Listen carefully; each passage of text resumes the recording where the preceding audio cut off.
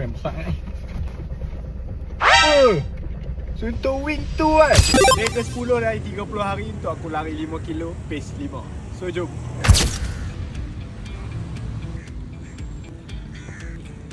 So macam biasa menu kita hari ni, maaf 5 kilo. Tengok pace berapa kita boleh jaga hari kita. So jom. 1 kilometer 7.25. So laju sikit. Tapi sekarang aku kena slow down. Tengok hari aku duduk naik. Masa buat foreigner buat video macam ni.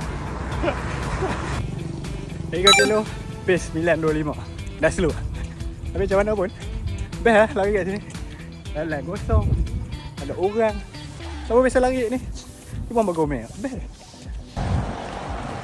So saya dah maaf 5 kilo kita. Pace sampai 55. Agak slow sikit. Tapi sekarang ni aku tak boleh tutup lagi kuasa video ni. Sebab saat lagi aku nak warm up, pergi collect baju untuk run hari Ahad.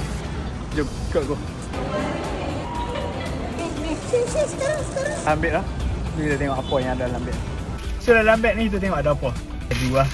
Okay. Dapat ketupat. Ketupat mini. Pes tom yum. Lepas tu dapat susu oat.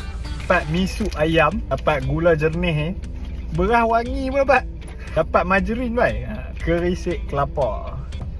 Apa yang besar ni? Suntuk wing tu kan. Rugi yang tak pi. Saji. Dapat suntuk wing. Tak ada. Suntuk wing ni aku punya. Tengok lah. Suntuk Malaysia. Suntuk wing ni baru je keluar. Aku rasa tak ada stok lagi kat Malaysia. Tapi aku rasa dah boleh order kot. Apa yang nak tahu macam mana sound dia best ke tak best, nanti aku buat video unboxing dengan full review sound dia macam mana. Best ke tak best. Jangan lupa siapa yang piran saji 2 bulan ni, jangan lupa komen kat bawah. Nanti kita jumpa. Saya tak ada kawan, saya lagi seorang. So terima kasih tengok video ni sampai habis. Jangan lupa follow aku. Jumpa lagi. Ciao.